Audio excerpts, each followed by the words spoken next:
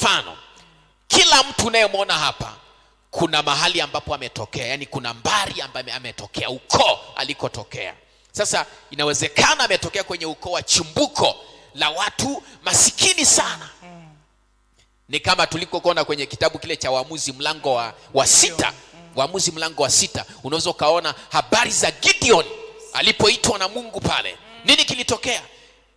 Kati ya kitu alichokizungumza Gideon, alikumbuka akasema, mimi nimetoka kwenye jamaa ya Manase ambao ni masikini sana, fukara fuke, masikini. Kwa hiyo alijiona mnyonge sana, hawezi kuwa mwamuzi katika taifa la Israeli, kisa ametoka kwenye chanzo kibaya, chanzo cha umaskini, chanzo cha umaskini. Lakini tunaona Mungu alimtokea vivyo hivyo na akampa shughuli ya kufanya maelekezo.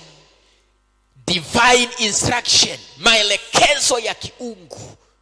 Gideon akaanza kufanya mazungumzo na malaika, kama niwe Mungu kweli nifanyie ishara. Nini kilitokea?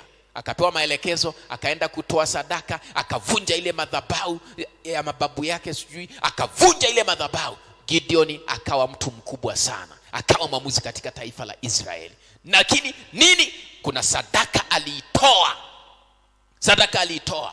Tena aliitoa usiku, akawachukua watumishi wake, wakaenda pale, wakaenda kuivunja ile madhabahu ya Baali, ikabomolewa, upenyo ukapatikana. Yawezekana kuna chanzo kibaya.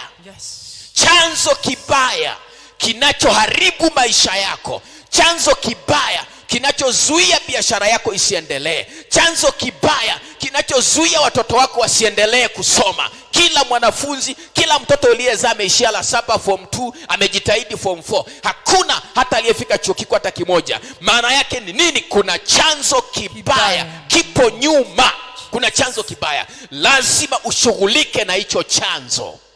Lazima ushughulike na hicho chanzo. Usiposhughulika kuharibu hicho chanzo, mambo yako